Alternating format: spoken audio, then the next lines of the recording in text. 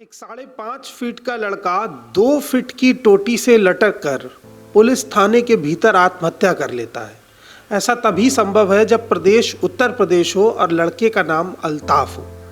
उत्तर प्रदेश में कानून व्यवस्था की धज्जियां उड़ते हुए आप पिछले 4-4.5 साल से देख रहे हैं।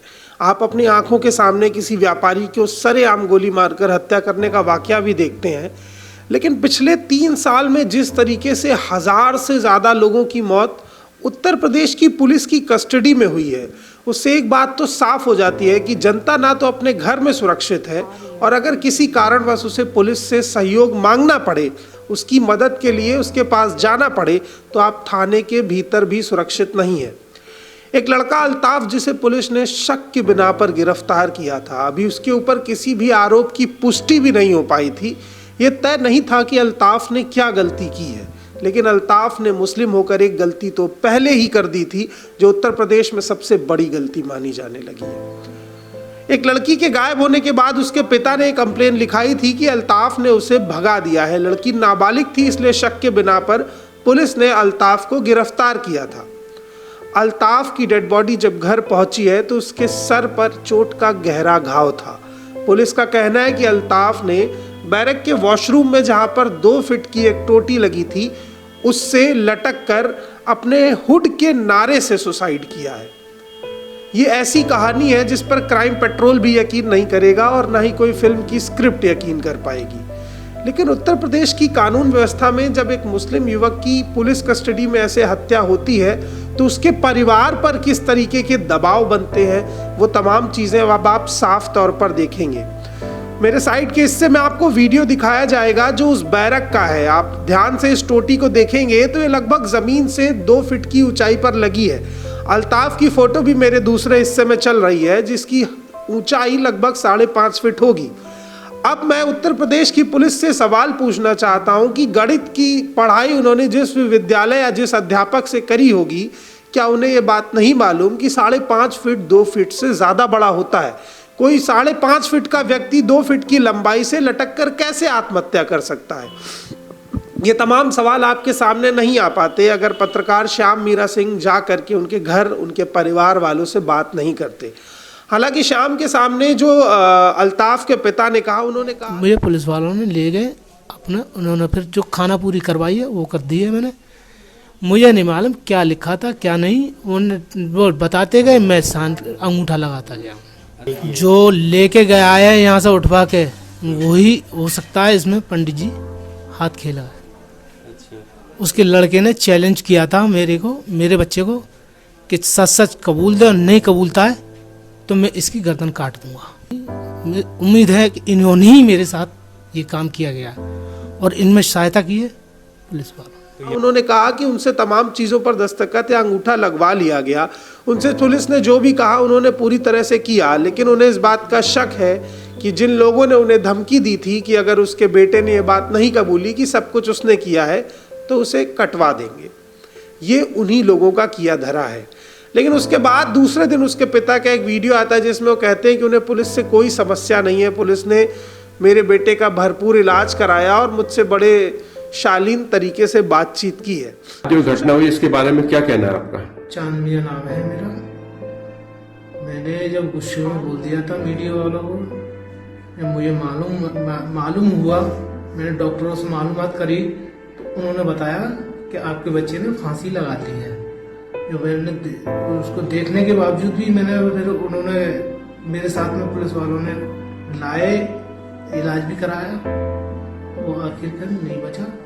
उन्होंने मेरे साथ में अच्छा भी बर्ताव किया। और आप कार्रवाई से संतुष्ट हैं? जी संतुष्ट।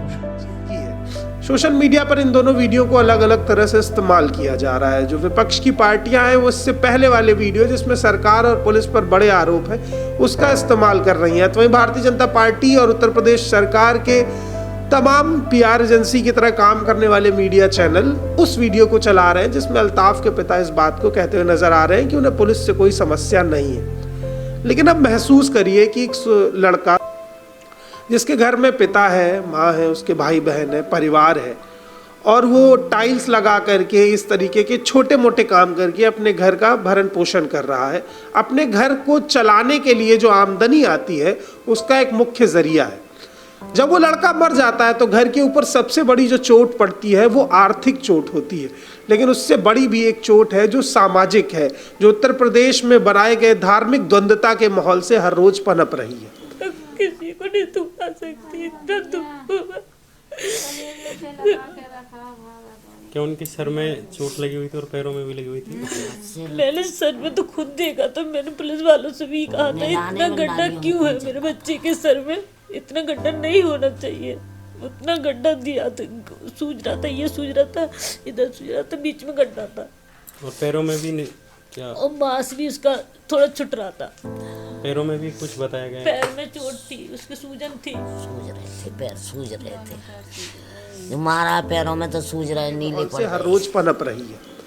अल्ताफ के पिता के साथ समस्या ये है कि वो खुल करके पुलिस के खिलाफ, इस देश में धार्मिक उन्माद के खिलाफ होने वाली बातों को नहीं बोल सकते हैं, क्योंकि उनके परिवार में अभी बहुत से जवान लड़के बाकी हैं।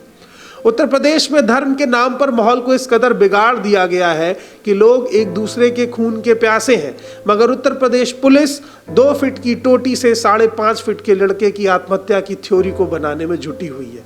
कल्पना कीजिए कि अगर किसी तरह आपके बेटे के साथ भी ऐसा हुआ होता तो क्या आप इतने खामोश होते? देश के बड़े बड़े मीडिया संस्थान अल्ताफ के नाम पर चुप्पी साध कर बैठे हैं। कुछ गिने चुने पत्रकार जिन्हें मीडिया संस्थानों से सिर्फ इस बात के लिए निकाल दिया गया था कि वो वर्तमान सरकार की मुखालफत करते हैं, वो अल्ताफ के घर पहुंचे हैं। श्याम मीरा सिंह ने इस मसले पर खुलकर लिखा है। वो बार बार अल्ताफ के परिवार से मिलकर लेटेस्ट अपडेट आप तक पहुंचा रहे हैं। मेन स्ट्रीम मीडिया में कोई भी इस बात पर सवाल उठाने को तैयार नहीं है कि आखिर पुलिस से इतनी बड़ी चूक हुई तो हुई कैसे? कोई लड़का भला 24 से 48 घंटे के भीतर पुलिस कस्टडी में जान से कैसे मारा जा सकता है? क्या वो कोई आतंकवादी था? क्या उस पर हत्या का कोई जुर्म था या उसने बलात्कार किया था? वो तो एक सामान्य रोटी कमाने वाला लड़का था। उसकी पुलिस कस्टडी में ऐसी हत्या कहीं ना कहीं उत्तर प्रदेश पुलिस के ऊपर बड़े सवाल खड़े करती है। इससे पहले भी एक व्यापारी की पुलिस कस्टडी में मौत हुई थी, तमाम सवाल खड़े हुए थे। लेकिन उत्तर प्रदेश में कानून व्यवस्था नंबर 1 पर है, ऐसा योगी आदित्यनाथ कहते हैं। ऐसी कौन सी कानून व्यवस्था की प्रतियोगिताएं उत्तर प्रदेश सरकार अपने कमरे के भीतर चला रही है, जिनमें वो खुद को ही प्रथम होने का पुरस्कार दे देती है और देश की जनता को पता नहीं चलता है? आप एक बात याद रखिए कि भले ही हिंदू मुस्लिम के नाम पर आपको ये सरकार झगड़ाती रहे, लड़ाती रहे, लेकिन सच्चाई ये है कि इन सभी मुद्दों के नाम पर कानून व्यवस्था को धराशायी किया गया है। आप उत्तर प्रदेश में पिछले 2 सालों में होने वाले बलात्कारों की संख्या देखिए। बलात्कार के होने के बाद की प्रक्रिया पर विचार करिए कि जब किसी पिता से पूछे बिना उसकी बलात्कार की गई बेटी की लाश को जला दिया जाता है, और आप अभी भी कह रहे हैं कि उत्तर प्रदेश में कानून सुरक्षित है। अल्ताफ वो एक लौता मसला नहीं है। मैं धन्यवाद करूंगा श्याम मीरा सिंह को और विनोद कापरी जैसे पत्रकारों को जो इस मसले पर खुल के बोल रहे हैं, वो आवाज उठा रहे हैं। और इसके साथ मैं ये बात दोहराना चाहता हूं कि उत्तर प्रदेश पुलिस अल्ताफ की हत्यारी है, ये सिस्टम अल्ताफ का हत्यारा है। आप उनके परिवार पर दबाव बनाकर उनके बयान तो बदल सकते हैं, लेकिन ये बात नहीं साबित कर सकते कि 2 फीट की टोटी से कोई 5.5 फीट का अल्ताफ लटक करके आत्महत्या कर सकता है। ये बात ना तो आप साबित कर सकते हैं, ना उसके बाप की आंखों में आंखें डालकर उसे समझा सकते हैं जिसने अपना बेटा खोया है। आप लोग सरकार और पुलिस से सवाल जरूर कीजिए कि आखिर ये हत्या सिस्टम के भीतर कैसे होती है। अगर आप ये जवाब नहीं मांगेंगे, आप सत्ता की भक्ति में लीन रहेंगे, तो आज अल्ताफ है, कल आप और हम भी हो सकते हैं।